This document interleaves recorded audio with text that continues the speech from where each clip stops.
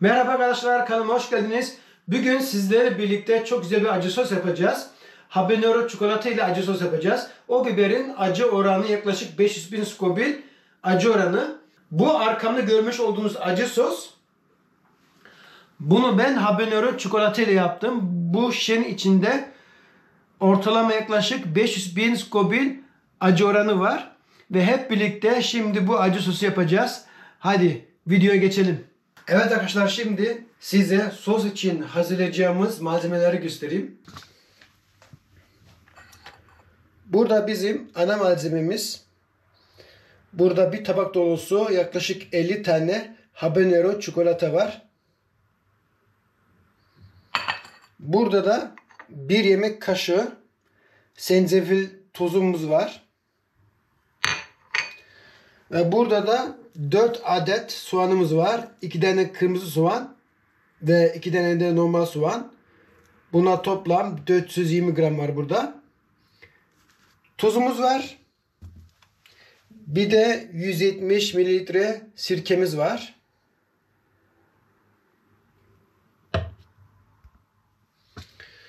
Bir de burada kavrulmuş domateslerimiz de var. Bu görmüş olduğunuz malzemelerle acı sosumuzu hazırlayacağız. Benim 10 adet 250 mililitrelik şişem var. Ve burada az önce dediğim gibi 50 tane yaklaşık biber var. Çünkü bu biberlerin acı oranı 500.000 Scoville. Ve her şişede yaklaşık 500.000 Scoville acı oranı olmasını istiyorum. Ve bu yüzden de her şişede 4-5 tane bu biberlerden olmuş olacak. Ve umarım da o acı oranına da ulaşırız. Burada da benim suyum kaynıyor. Ben şişelerimi daha önce bulaşık makinesinde yıkadığım için onlar zaten temiz şişeler. Ve birkaç gündür tezgahta duruyorlardı. Yani şişeler zaten temiz, yıkanmış. Ama ben bugün sos yapacağım için tekrar su ısıtıcıyla tekrar bir şişeleri kaynatacağım. Kaynar suyu dökerken hem içine hem de biraz şişenin dışına da dökmek lazım. Yani dışını da sıcak su biraz etkilesin. Ağız tarafı hele ki. Ve kapaklar da aynı şekilde kaynatmak lazım. Şimdi eldivenlerimizi takalım. Öyle mutfakta çalışalım. Acı biberlerle çalışacağımız için eldiven giymek şart. Yoksa eliniz çok feci bir halde yanar.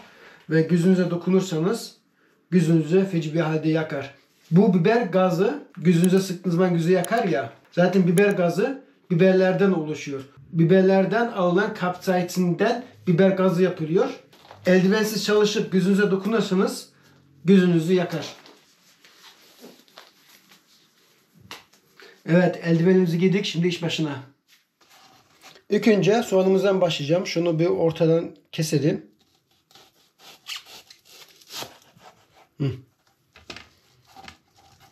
Soğanın kökü burada. Bütün soğanı bir arada tutan bu köktür. Bu kökü keserseniz soğan da dağılır.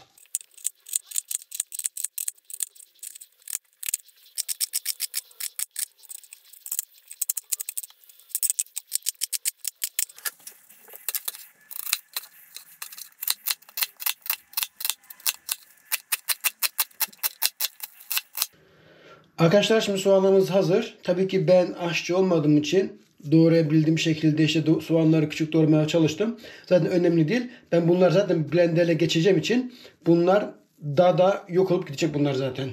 Şimdi sıra geldi habanero çikolata biberlerimize. Bunları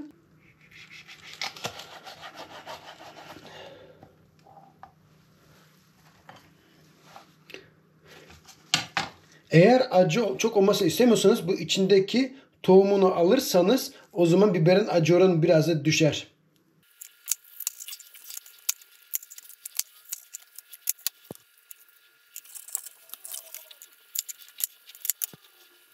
Evet, biberlerin saplarını aldım ve ortadan da kesim biberleri. Şimdi biberler hazır. Tabii ki yaptığınız sos benim kadar acı olmasını istemiyorsanız o zaman biberin içindeki tohumunu alırsınız. Acı oranı biraz düşer. Veya benim kadar acı biber kullanmazsınız. Siz daha az acı biber kullanırsınız. O zaman da o kadar da acı olmaz. Arkadaşlar, burada malzememiz hazır bekliyor.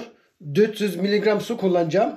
Bunu en son 20-25 dakika orta ayarda pişireceğim. Eğer ki sos katılaşırsa o zaman biraz da duruma göre su ilave edebilirsiniz.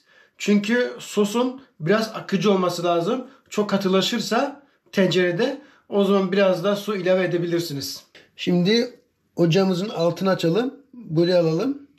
Ve başta 7'yi alalım. 7 gayet iyi. Biraz da zeytinyağımızı içine dökelim. Şimdi yağımız biraz kızarsın. Yağımız kızardıktan sonra içine soğanlarımızı atacağız. Soğanlarımız şeffaflaşana kadar kavuracağız. Şimdi yağımız kızardı. Buradan soğanımızı alıp içine ilave edelim. Ben ocağımızın altını biraz düşürdüm. 5'e aldım. Şimdi bunu bir güzel kavuralım. Şöyle yapalım biraz. Havalandırmayı.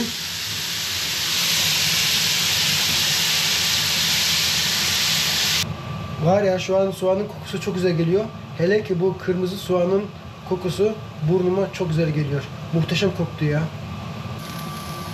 Evet, soğanlarımız güzel kıvama geldi. Güzel yumuşadılar.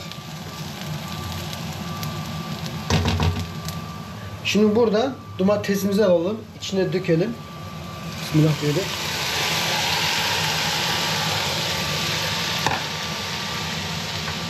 Biberlerimizi dökelim. Şuradan biberlerimizi alıp bir de biberlerimizi dökelim. Bir de 400 miligram suyumuzu alalım. Eğer ki sos yaparken, pişerken sos katılaşırsa biraz da su ilave edebilirsiniz. Neticede sos yaptığımız için yani akıcı olması lazım biraz.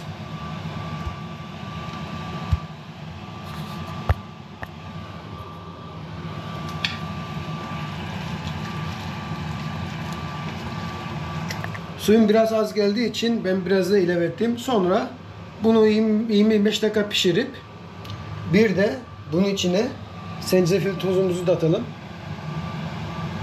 Bir yemek kaşığı. Şimdi biraz bir güzel karıştıralım. Şimdi bunu 25 dakika boyunca orta ayarda pişirmeye bırakalım. Şimdi bunun içine 170 miligram sirkemizi de atalım. Yani ilave edelim. Ve bunu şimdi pişirmeye bırakalım orta ayarda ve 25 dakika boyunca. Evet, içindeki malzemelerimiz şu an bu halde. Biberlerimiz, domatesler hepsi iyice yumuşadı. Arkadaşlar sosu pişirirken eğer koklamak isterseniz dikkatli şekilde koklayın.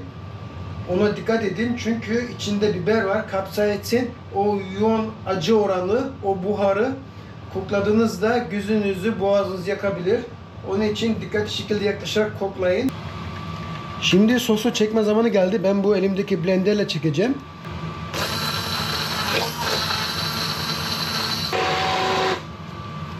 Ve tuzu unutmuyoruz. Bunun ben göz kararı bir yemek kaşığı kadar toz atacağım içine.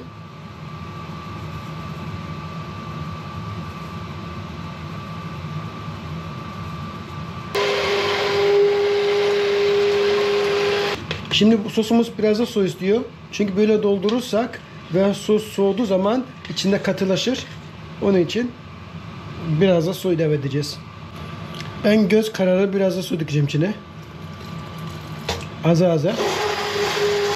Evet, geri kalan suyu da dökebiliriz. Şimdi arkadaşlar sıra geldi sosun tadına bakmaya. Bismillah.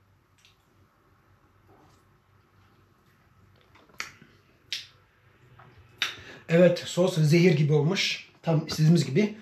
Tuzu da iyi. Ben tuzunu azar azar atıyorum. Ben tadarak ayarını ayarlıyorum. Biraz da benim el ayarım olduğu için tuzu da, kıvamı da, her şey çok güzel şu an.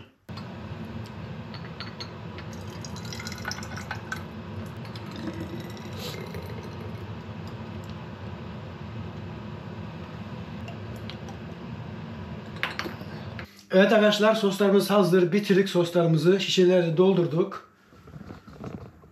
Burada Doreo şişelerimiz. Burada şu an 2 kilo 300 gram acı sos var. Burada da suyumu kaynatıyorum ekstradan. Şimdi sıra geldi bu elimdeki kapaklar arkadaşlar. Bunlar genelde şampanya için kullanılıyor. Vakumlasın diye. Ama biz bunlara şişelerimiz için kullanacağız. Bu şapkaları şişelerin kafasına geçirip kaynar suyu daldırdığımız zaman bu hemen kendini çekecek. Şişenin formunu alacak ve böylelikle acı sosumuzu yani şişemizi vakumlamış olacağız. Yani ben bunları vakumlamak için kullanıyorum. Şimdi tek tek kafalarına aşağı geçirelim.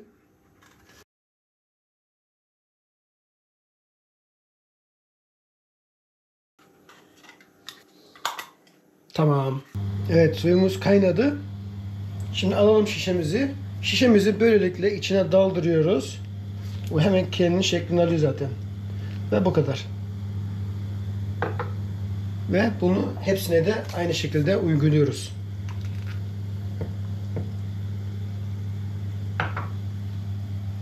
Eğer varsa fön makineniz yeterince sıcaksa fön makinesi de yapabilirsiniz ama yeterince sıcaklık lazım. Bir defa daldırıp çıkarmanız gayet yeterli. Ve böylelikle şişelerimiz hazır, bitti ve onların ağzını bir güzel bu kapakla vakumladık. Evet arkadaşlar, bir video sonuna daha geldik. Sosumuz hazır. Biz bu sosu habanero çikolatayla yaptık. Ortalama biberin 500.000 Scoville acı oranı var. Ben bu sosu geçen sene de yapmıştım ve gayet güzel ve lezzetli de olmuştu. Eşimin, ailemin, akrabamın da yani yeğenlerin, tadanların gayet hoşuna gitti. Onun için geçen sene yapmış olduğum sosu bu sene tekrar yapmış oldum. Gayet güzel bir sostu. Bu sosu da birkaç hafta önce yaptım. Bir ay önce yaptım. Onun videosu da var. Biz bu sosu Ghost Pepper ile yaptım. Onun da içinde 1 milyon Scoville acı oranı var. Şimdi bu sosu ikisini yan yana koyduğum zaman bu sağdaki biraz da koyu rengi. Bunun rengi biraz açık. Biberin rengi kahverengi olduğu için bu biraz da koyu. Bu yapmış olduğumuz sosları da en az 4 hafta beklemeli. İçindeki acısı, aroması gelişsin diye.